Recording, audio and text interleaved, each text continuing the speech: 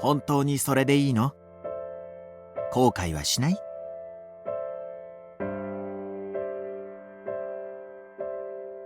そう。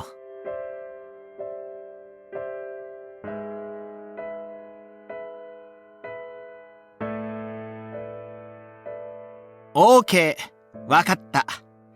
それが君の決めた答えなら、僕は喜んで力を貸そう。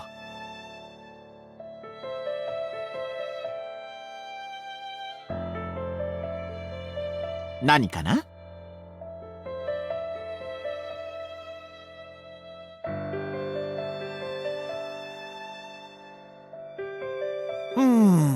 それはおかしいな。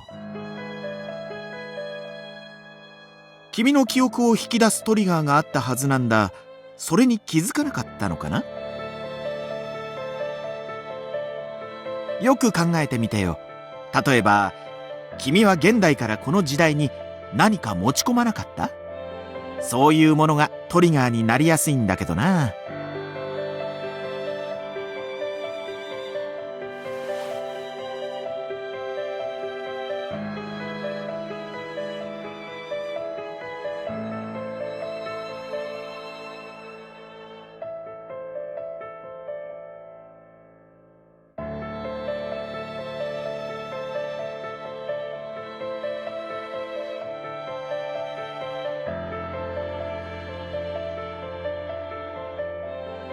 どう？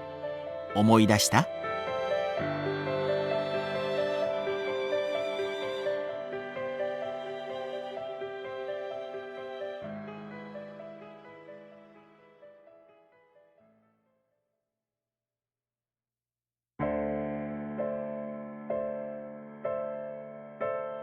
構わないけど、なぜだろう？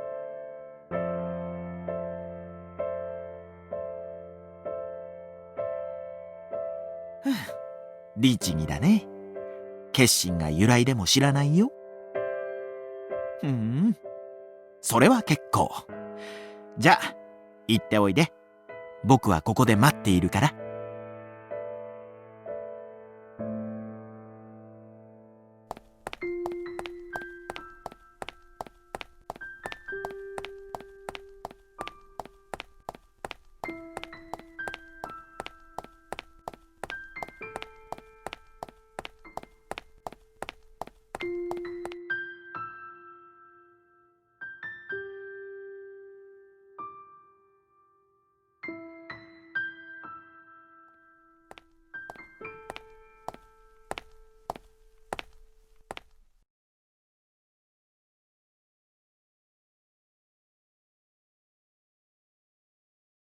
どうしたの？その格好。みっともないからやめろって言ったよね。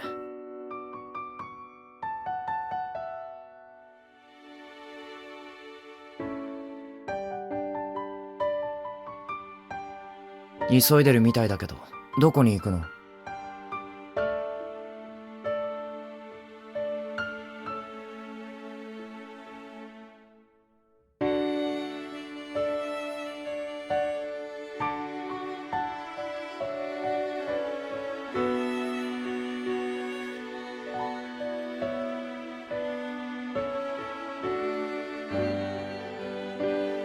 ちゃんと顔を見ていいなよ。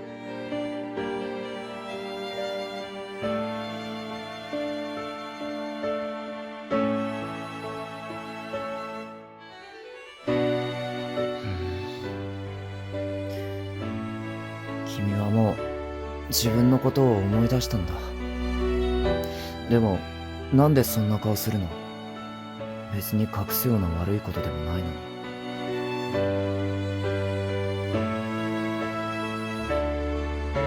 まあ、君に言いたくない理由があるなら仕方ないけど。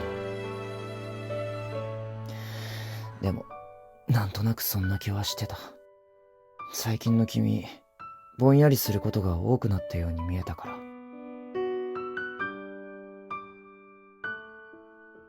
ごめん。あまり力になれなくて。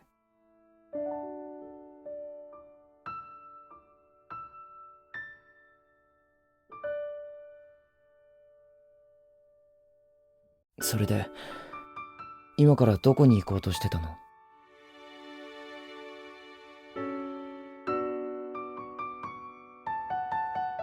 いや、やっぱり言わなくていい。君は自分の家を思い出したんだろう。だったら帰りたいと思うのは当然のことだ。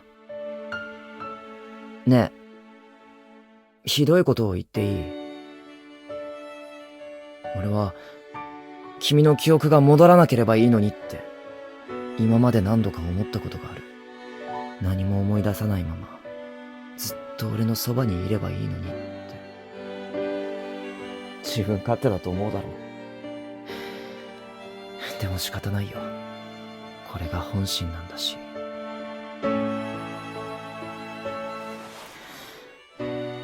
顔よく見せて。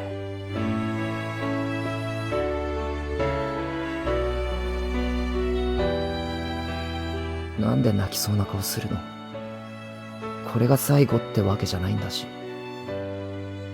そうだろ。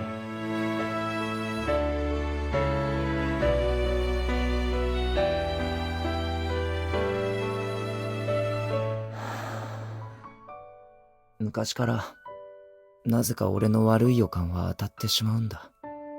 でも君が俺の予感を外してくれることを今は祈ってる。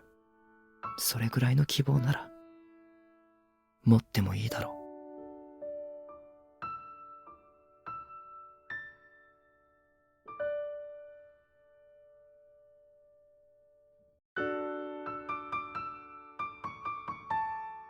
寄ってらっしゃい、見てらっしゃい。西洋記述博士が送る世紀の大マジックショーだよ。さあ、こちらの気の毒なお嬢さん、箱に入るとあら不思議。私が3秒数える間にきれいさっぱり消えてしまいます。勇敢なお嬢さんの運命やいかに。見事成功いたしましたらご喝采。では参りましょう。3、2、1。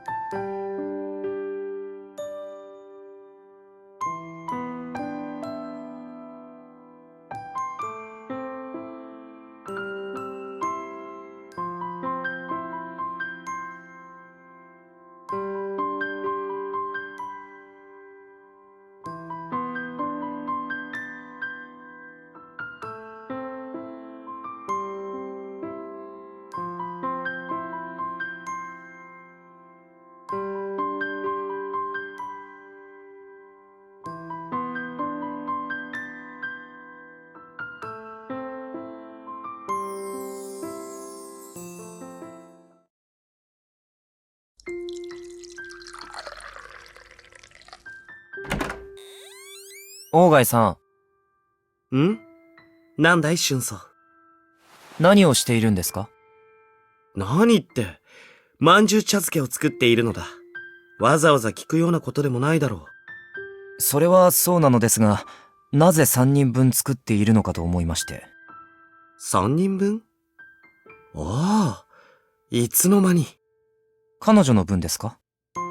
違う。第一、あの子は自分の家に帰ったではないか。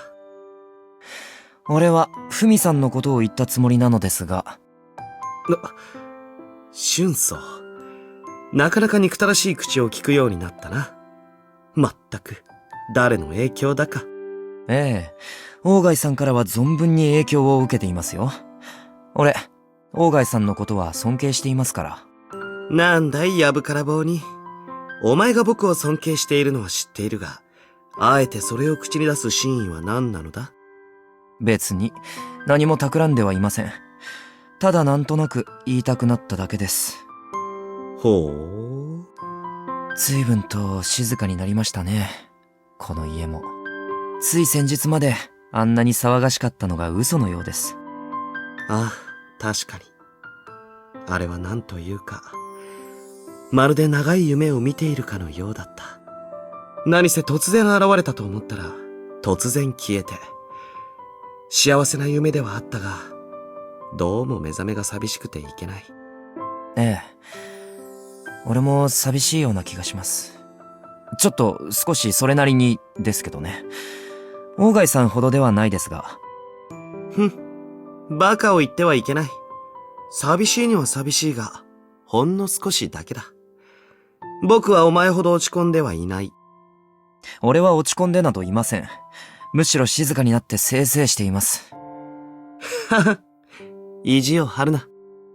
意地なんて。まあ落ち着け。ちょうどまんじゅう茶漬けがいい塩梅に仕上がったところだ。男2人で虚しいが、味わおうではないか。ほほう、そうか。言葉に詰まるほど嬉しいか。まあ無理もない。尊敬している相手が作った料理を食べられるのだ。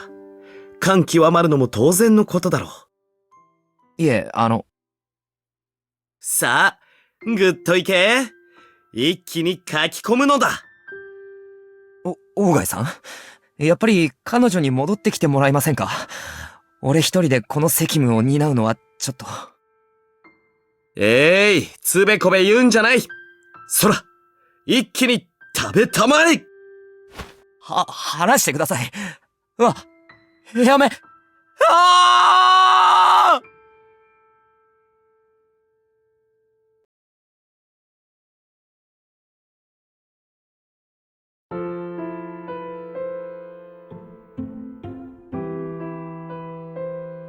へえ、あんなに帰りたいと言っていたのに？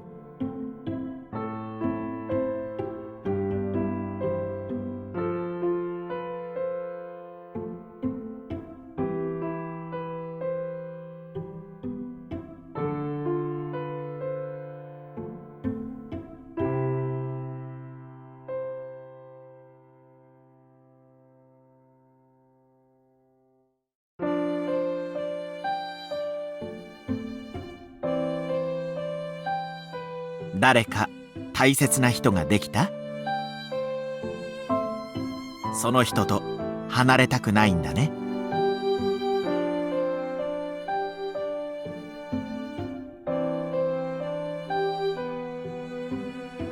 それなら離れなければいいよ。離れたくなければ離れなければいい。おそらくその人も君と同じことを思っているはずだ。いいや、簡単な話さ。どんなに大掛かりなマジックでも種明かしをしてしまえば、仕掛けなんて拍子抜けするほど簡単なものなんだよ。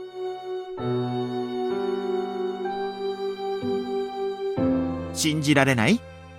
じゃあこれからすごいマジックを見せてあげよう。君だけの特別サービスだ。今からここに君の大切な人が現れるからね。心配しなくても大丈夫だよ。明治だろうが現代だろうが、どこにいたって彼は君のことを大切にしてくれるはずだから。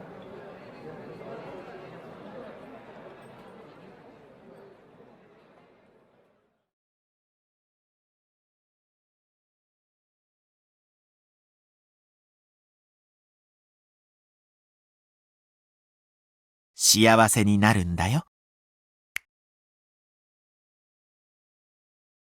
ねえ。いつまで寝てるの？今夜は君の大好きなビフテキだよ。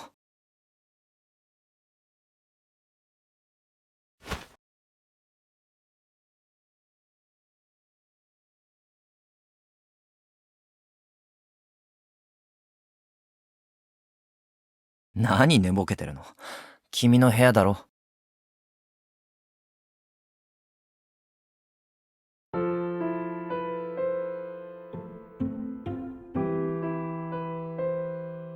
祭り？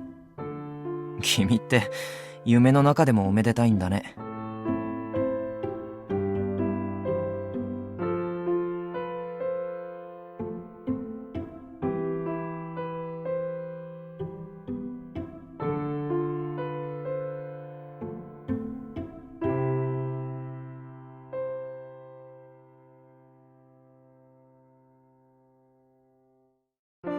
チャーリーって誰？君の家族か何か？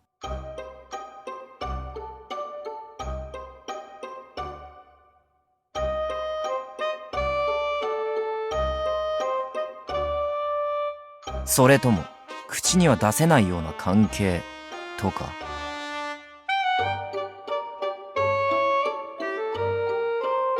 へえ、夢にまで見るような相手が君にはいるわけだ。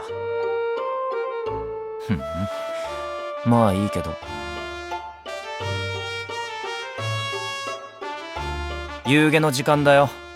早く来れば。どうだ、美味しいかいコリスちゃん。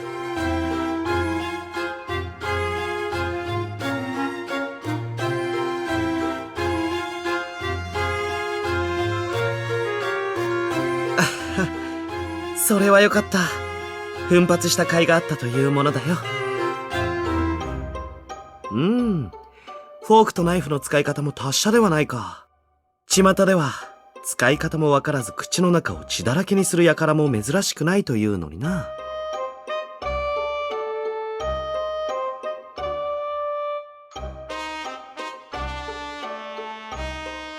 そうだ、俊宗。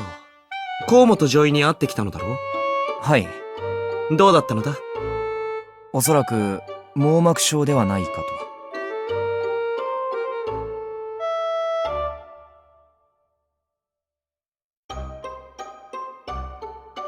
網膜症か。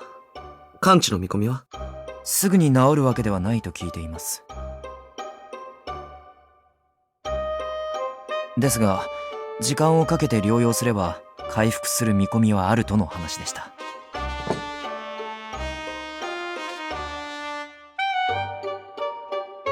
騒がしいやつ。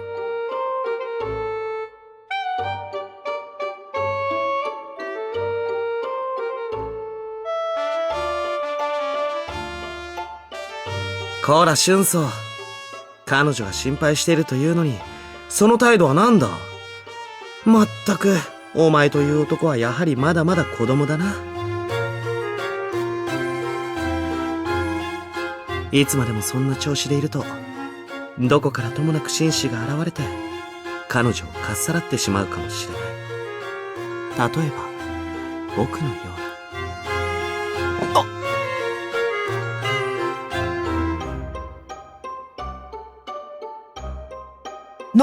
何してるんですか、鴎外さん。なんだい騒がしい。何してるのか聞いてるんです。これは西洋風の挨拶だ。ただの挨拶なのだから、目くじらを立てる必要もあるまい？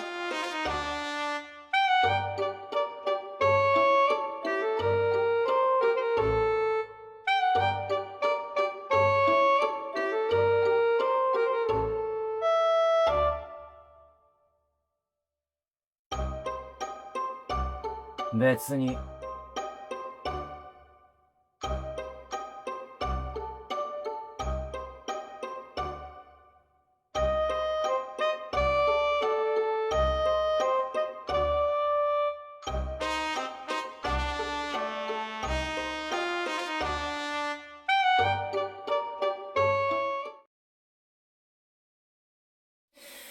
前々から思ってたけど君ってさ、食べ物をご馳走してくれる人に弱いよね。特に牛肉。どうせ君は俺より牛肉の方が好きなんだろ。何？違うの？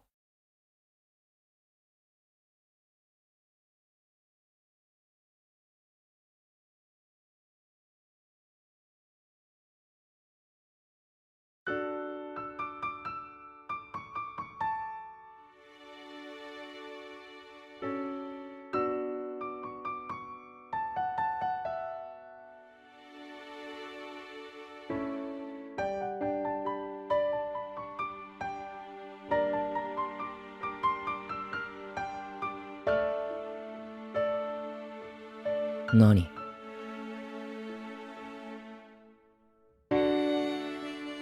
ここって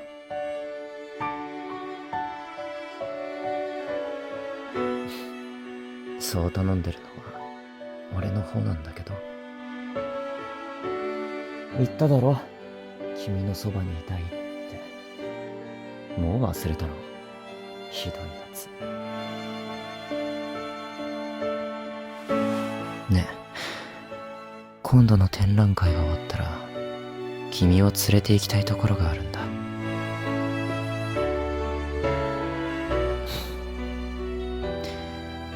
今はまだ言えない。展覧会が終わったら話すから俺についてきてくれる？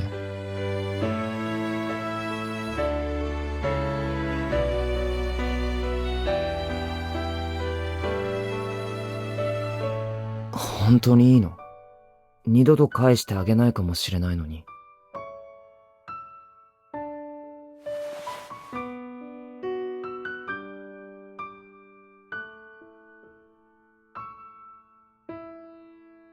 君はもう何も思い出さなくていい。過去のことも家族のことも足りないものは全て俺があげる。だからずっとここにいてよ。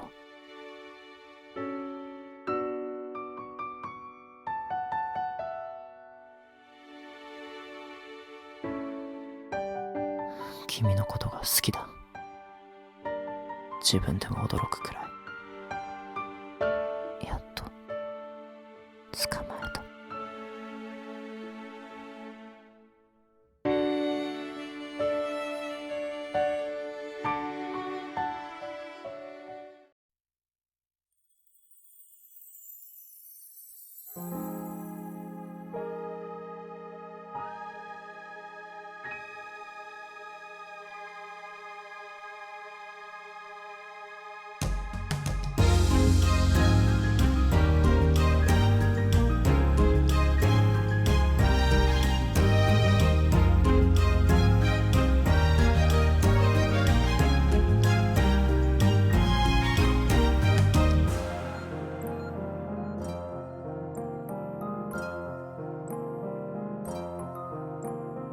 ここから見る夜空はまるで名前のない絵のようで、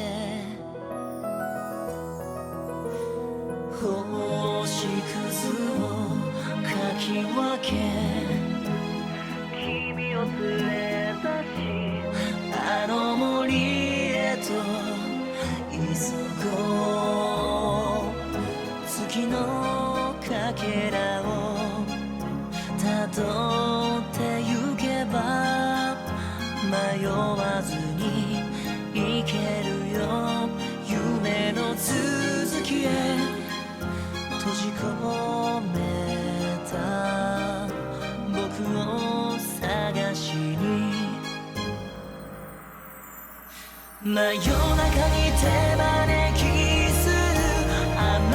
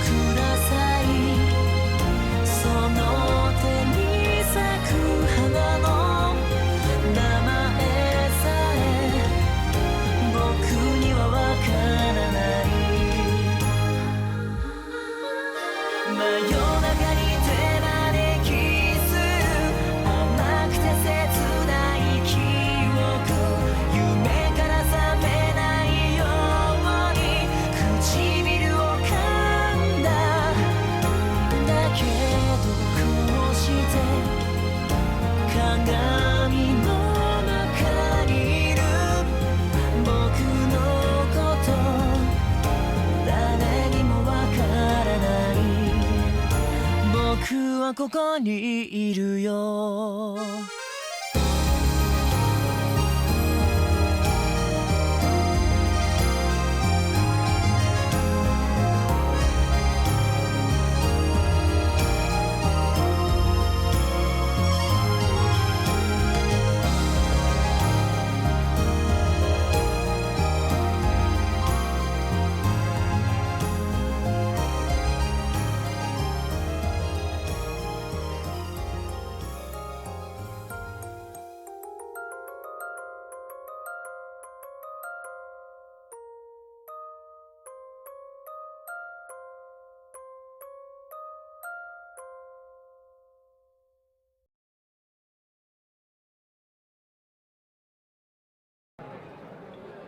おや？荷物はそれだけかい？はい。大きな荷物は先に積み込んでおきましたので。そうか。何せアメリカから欧州を1年以上かけて回るのだからな。旅の準備だけでも大騒動だ。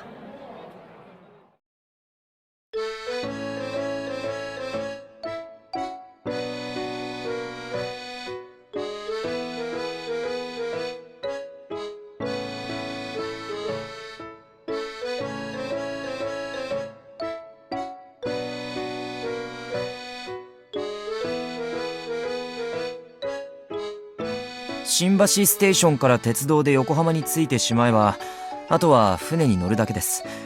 むしろ問題はそこから先かと。うん。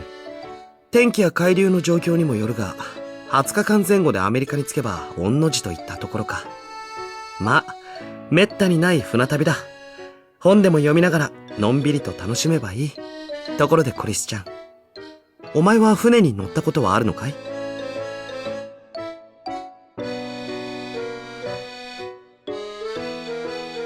スワンボート？はて、聞いたことのない船だ。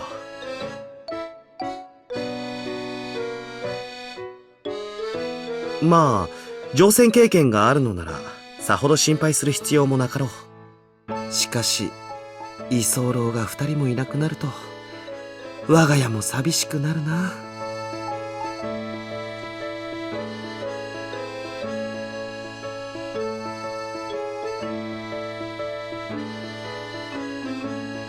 ようやく静かな環境が手に入るんです。執筆活動もますますはかどるじゃないですか。はあ、編集者のようなことを言うんじゃない。まったく。おや、もう発車の時刻か。それでは2人とも、アメリカでも仲睦まじく暮らすのだよ。コリスちゃん、春草に嫌気がさしたら、いつでも僕のところに帰ってくるように。鴎外さん。はは、冗談だ。では達者で。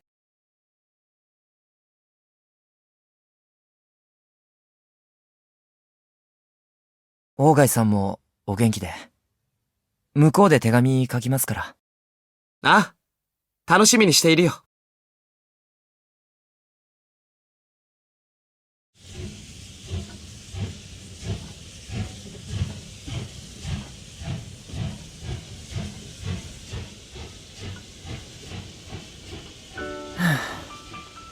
あの人と離れて暮らすことになるなんて、なんだか実感が湧かないな。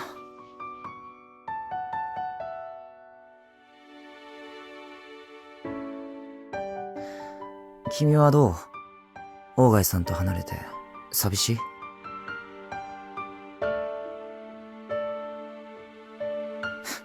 相変わらず正直だな、君は。まあ正直なところ、俺も少し寂しい気はする。あの屋敷での下宿生活は、今思うとなかなか楽しかった。鴎外さんが鹿鳴館で君を拾ってきた時は、どうしようかと思ったけど。そうだね。最初はそう思ったんだ。君のこと、迷惑で煩わしい女だって。でも今は。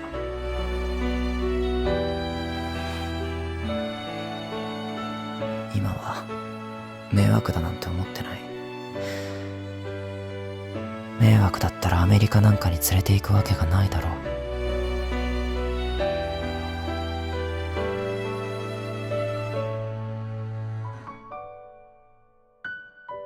俺の言うこと信じられない？どうかな。やっぱり大貝さんのところに戻りたいなんて思ってるんじゃないの？俺が君に対して意地悪なのは今に始まったことじゃないだろう。俺はどうやら好きな子に対してだけ意地悪をしたくなるらしい。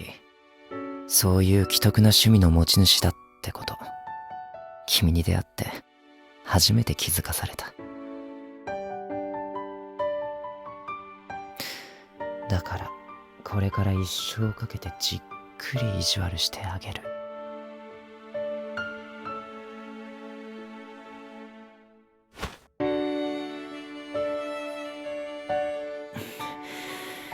君が嫌だと言っても逃がすつもりはないよ。どのみち海を渡ってしまえば君に逃げ場はないからね。でもそういう男を好きになったのは君だろ。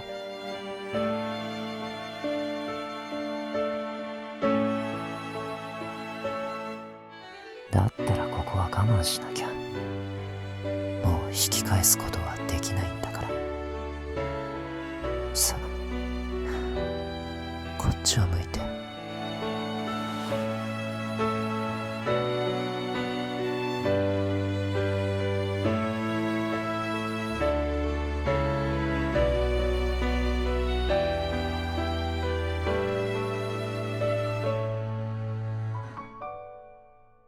これぐらいで恥ずかしがってどうするの？西洋では人前で口づけをするのが当たり前の光景だと聞いたけど。ダメ。郷に行っては郷に従えと言うし、今から慣れておかなきゃ。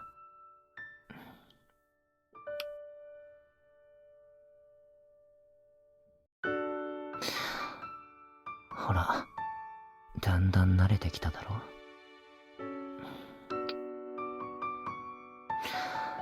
そう、上手くなってきた。君、なんだかんだで素直だよね。そういうところがずっと好きだった。って言ったら驚く？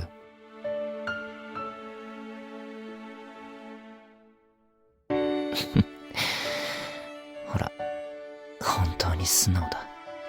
日本でもアメリカでもどこにいてもこれからもずっと好きでいるから。ずっとね。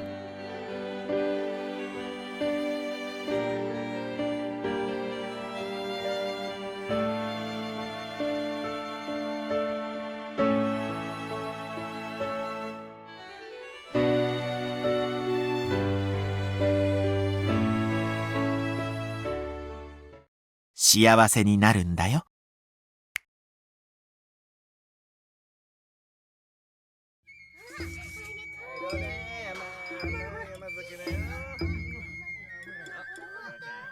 ねえ。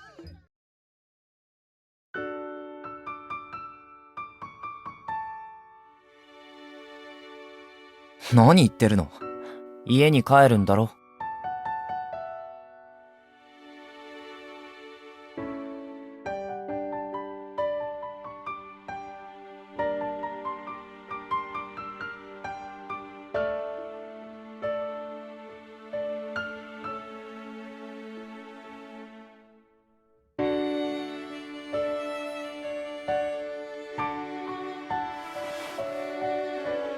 君は迷う必要なんてない。一人では帰らせないよ。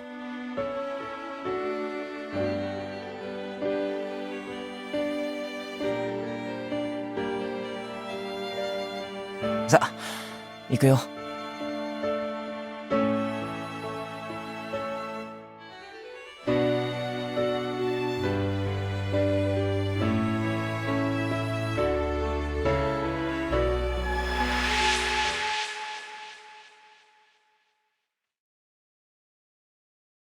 いってらっしゃい。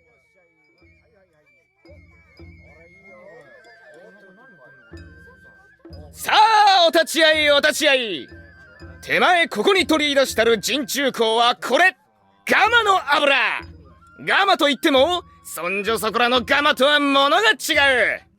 はい、ご通行中の皆様、容貌を奇妙にして珍妙なるこの娘、親の因果が子に報い、生まれいでたるは蛇女。お代は後で結構だよ。はい、入って入って。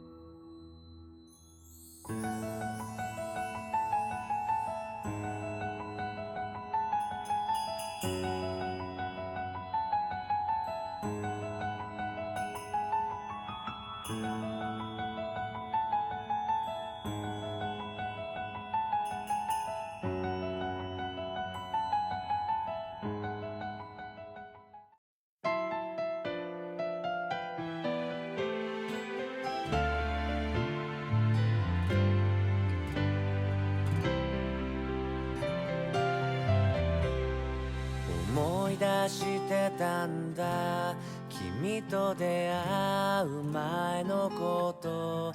一人で見てた空はどんな色してたかな。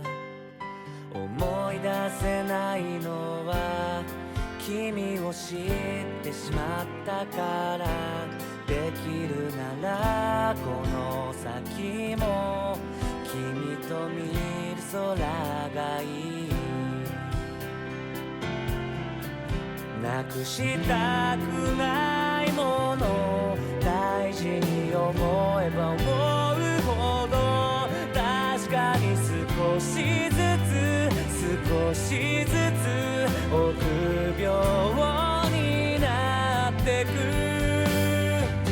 僕ら出会いと別れを繰り返して、さよならの悲しさも味わって、永遠などないことを思い知ってく。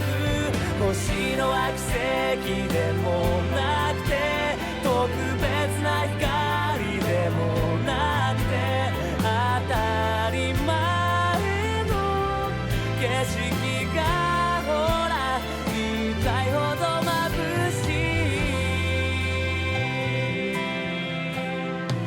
涙と引き換えに僕ら出会えたのかな。忘れたかった過去さえ抱きしめたくもなる。この先の未来に雨の日だってあるけれど、今ならきっと前よりぬくもりを感じれる。世界が日ごとに輝きを増してゆくから、僕らはまた一つ欲張りになってく。ねえ君が笑えば嬉しくて、また何度でも欲しくなって、足りることなどないことを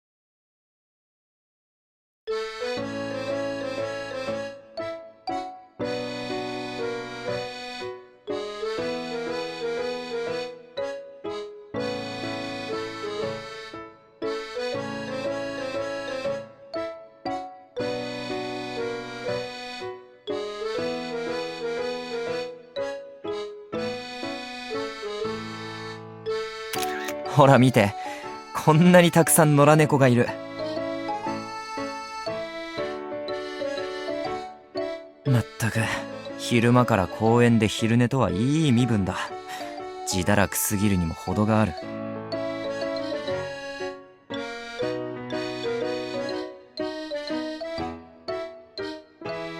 そうやって人間が甘やかすから奴らは調子に乗るんだ。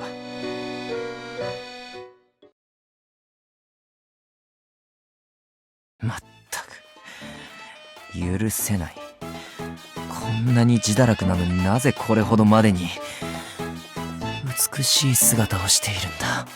ピンと伸びたヒゲといい、ビー玉のような目といい、まさに芸術そのもの。ああ、その罪作りな尻尾、許せない、断じて許せないよ。あ、待ってくれ、猫。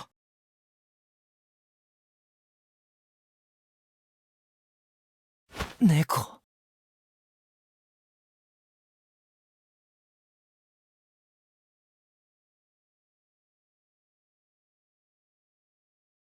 何？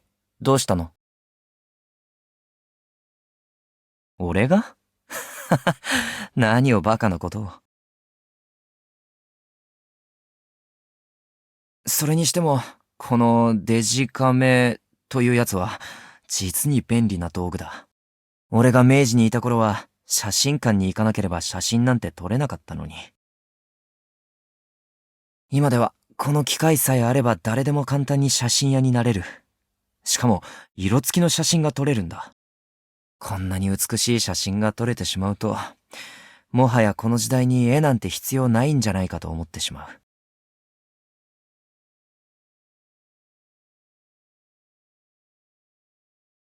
ああ、もちろんわかってる。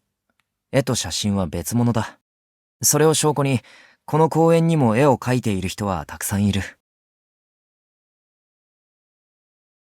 時代が変わっても、自然を目で、美しいものをこの手で表現したいと思う人の気持ちは同じなんだ。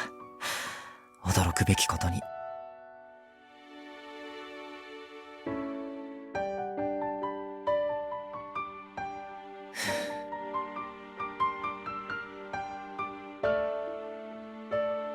いや、ちょっとあの黒猫のことを考えていたんだ。せめてあの黒猫の絵ぐらいはこの時代に持ってきたかったなと思って。え？まさか。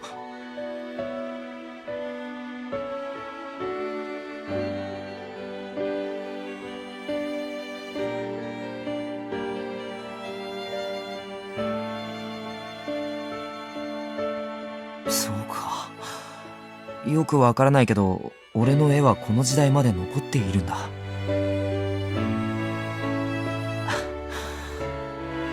まあ、気が向いたら。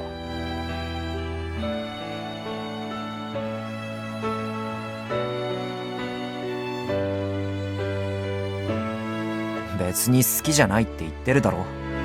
俺が猫に発情するような奇特な男に見えるわけ。そう？俺はてっきり君が猫に嫉妬でもしてるんじゃないかって思ったけど。こんなに君のこと大事にしているのに、まだ伝わっていないってことはないよね。はあ、一体どうしたら信用してもらえるのかな。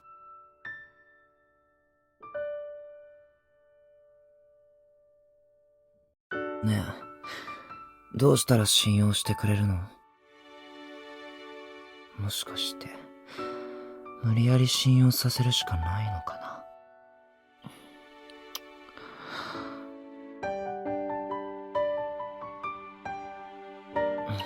どう？今の口づけは、信用できる口づけだった？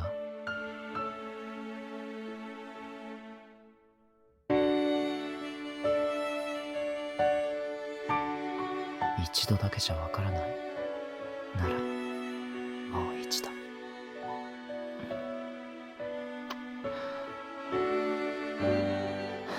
どう？信用した？信用してもらえるまで何度だってするよ。別に意地悪でしているわけじゃない。ひどい言われようだな。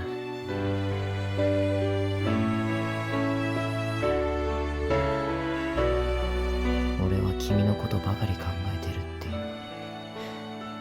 どっちが意地悪なんだか。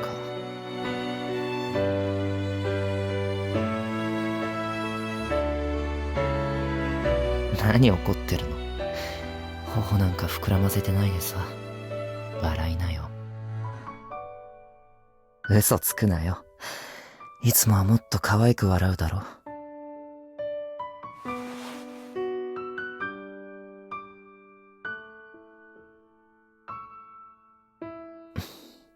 ほら、撮るよ。待たない。ほら、笑って。笑ってなよ。ずっと俺の隣で。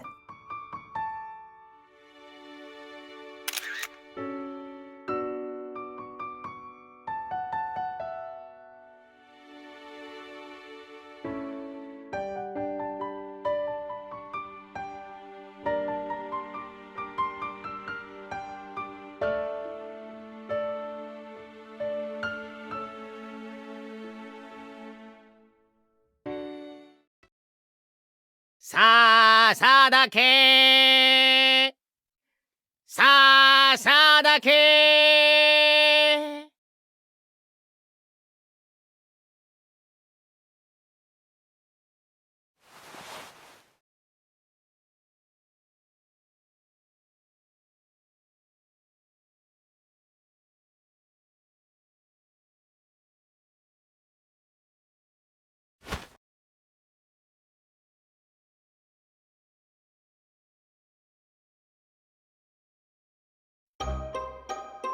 おはよ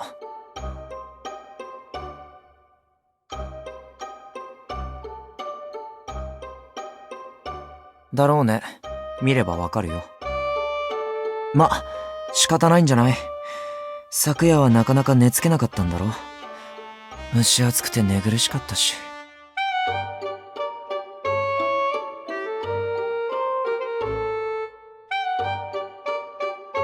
うん、俺も。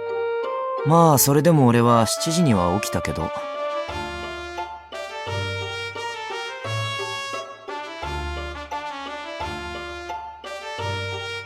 じゃあ、学校に行ってくるからあとはよろしく。夕方までには帰ると思う。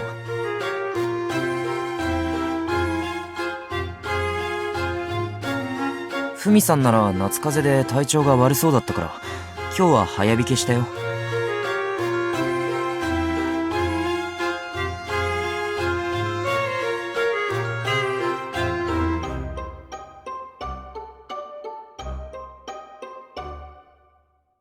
そうしてもらえると助かるけど。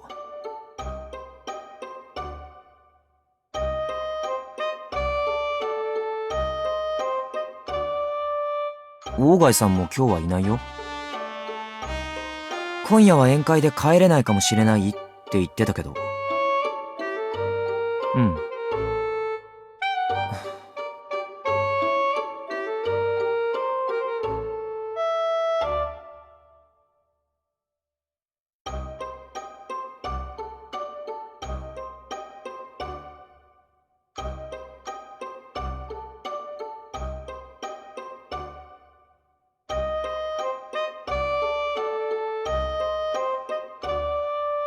ねえ、夕げだけど簡単なものでいいから、手の込んだものは作らなくていいよ。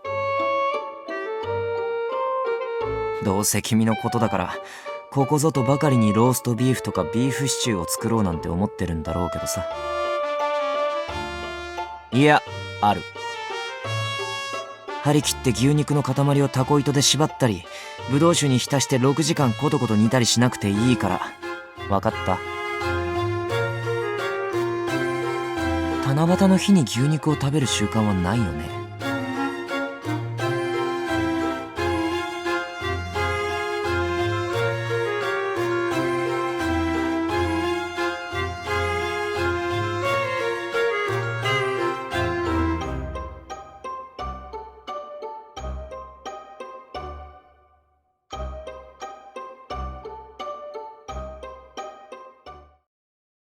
短冊短冊。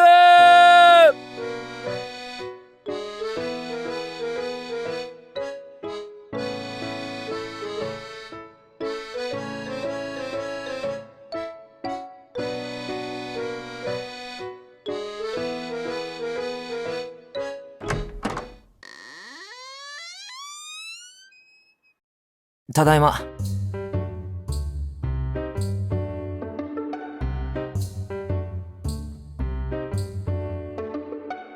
いや、昼間は暑かったけど、日が陰ってきたら急に涼しくなった。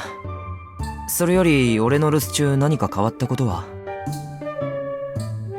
まさかとは思うけど、知らない人を家にあげたりしてないよね。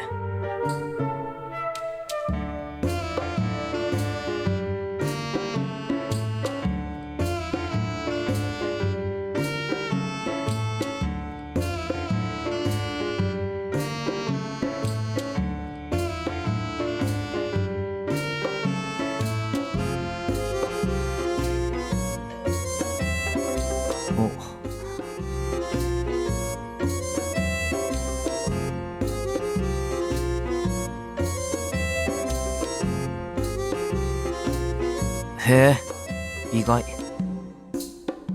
いや、俺も一応頼りにはされてるんだと思って。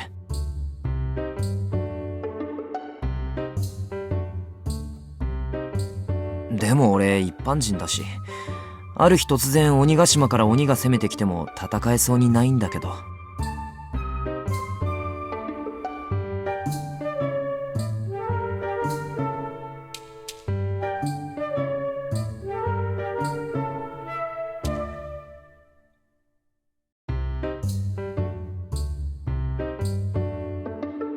ふん。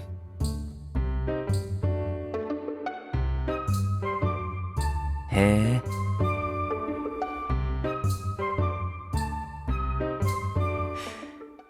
それじゃあ、君がさっきから連れているその女の人も無害なんだ。ほら、その白い着物を着た女の人だよ。君の後ろにいる。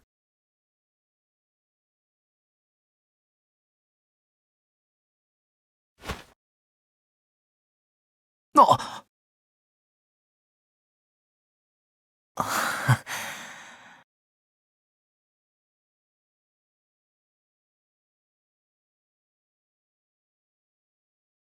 俺に見えるわけないだろう。玉寄りじゃないんだからさ。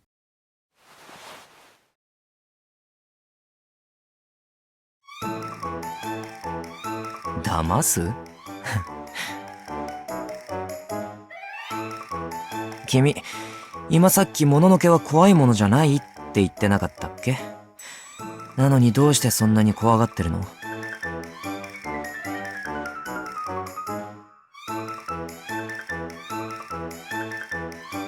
そうかな。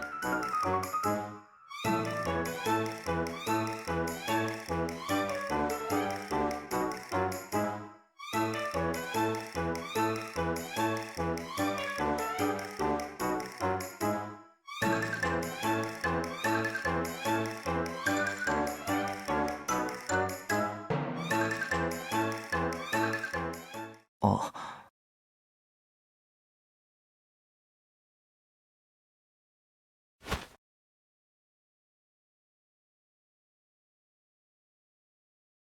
あのさ。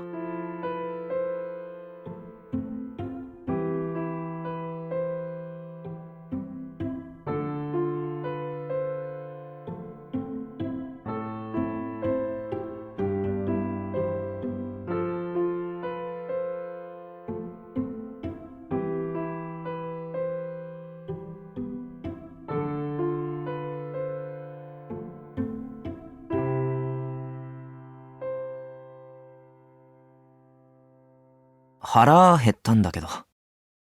昼寝を食べる時間がなくて腹が減ってるんだけど、何かあるかな？なければいいよ。我慢するし。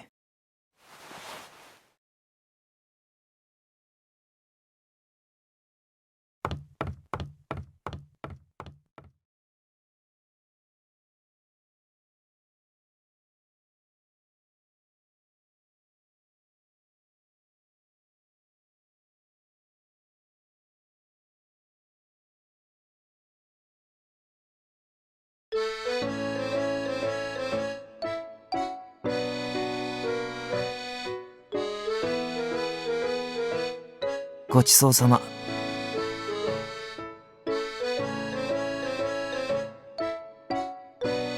七夕限定？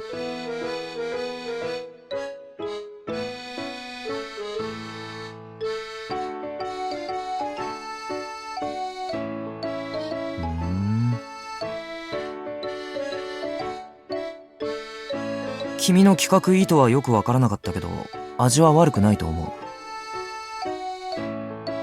でも、なんでそんなに七夕にこだわるの？肉は関係ない日だよね。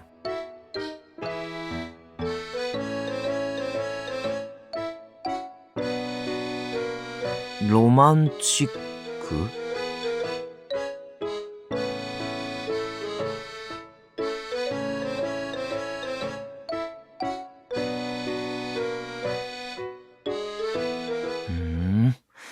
君はそういうのに憧れるわけだ。毎日会えるやつより年に一度しか会えないやつの方がいいってことだろ？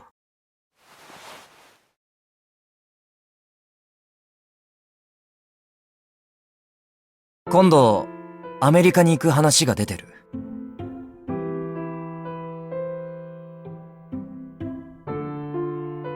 岡倉先生方と向こうで展覧会を開くんだ。滞在期間はまだ未定だけど、もしかすると1年は帰れないかもしれない。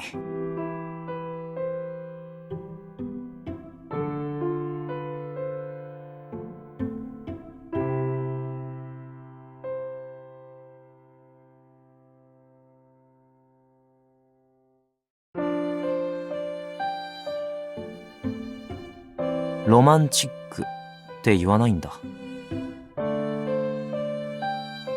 君が先にそう言ったんだろ。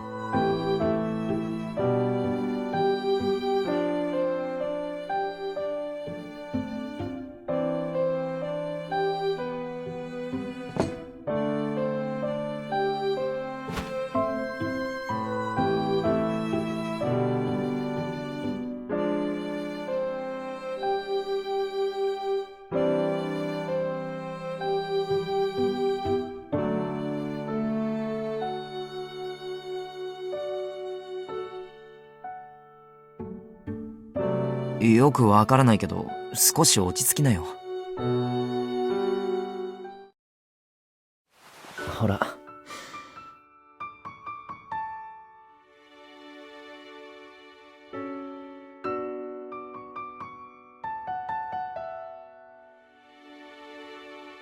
どう？落ち着いた？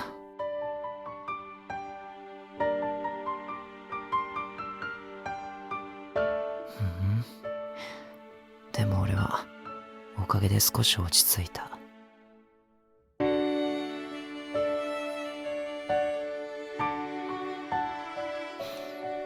どうかな。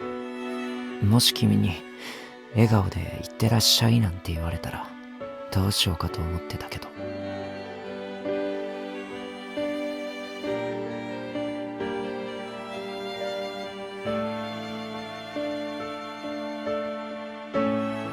ダメだろそんなの。少なくとも俺は君と1年も離れ離れなんて全然いいとは思えない。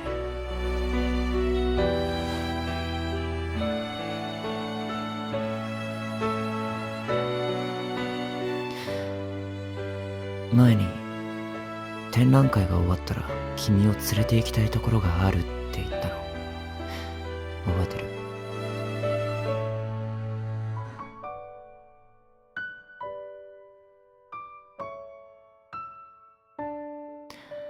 あの時行き先は言えなかったけど、君は俺についていくと答えた。それも覚えてるはずだよね。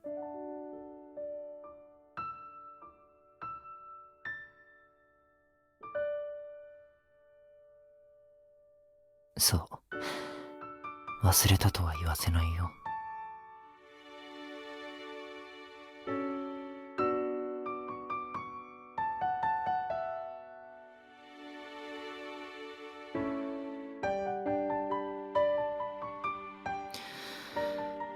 俺は君と1年も離れて暮らすとか無理なんだけど、君はどうなの？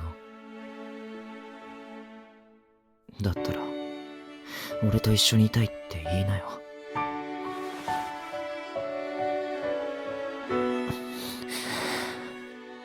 俺と離れたくない。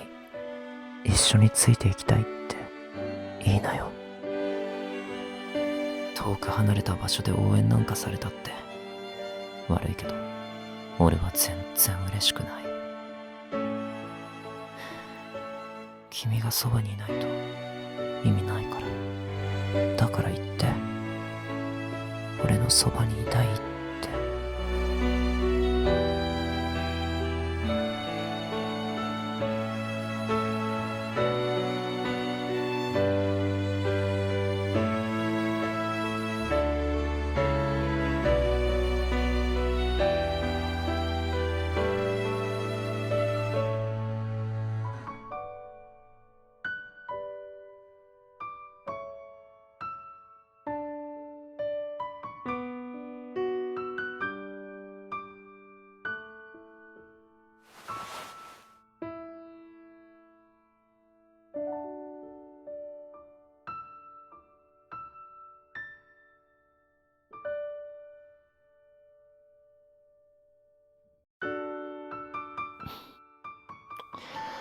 もう一回言って。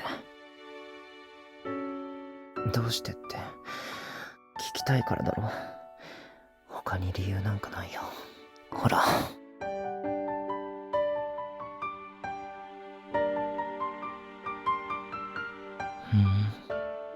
誰の？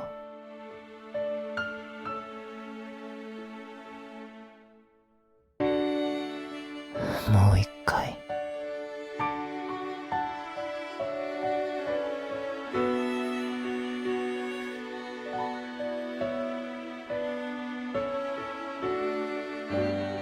不公平？態度で示してるつもりだけど。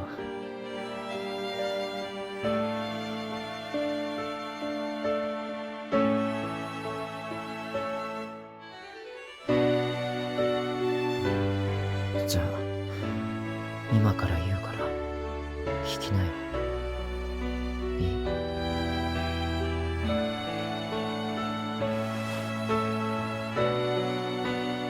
学校を卒業したら俺と結婚して、はいって言わなきゃ話さない。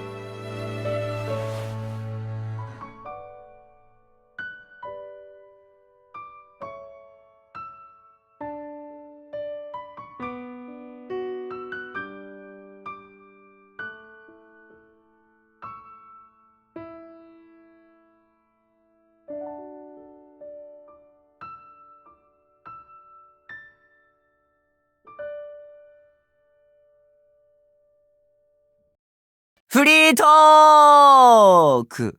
はい。ということで、菱田俊双役のケンでございます。お久しぶりです。ということで、今回、明治東京連歌フルムーンとして、今までのシナリオにプラス、トースケルートが追加になって楽しめるようになりました。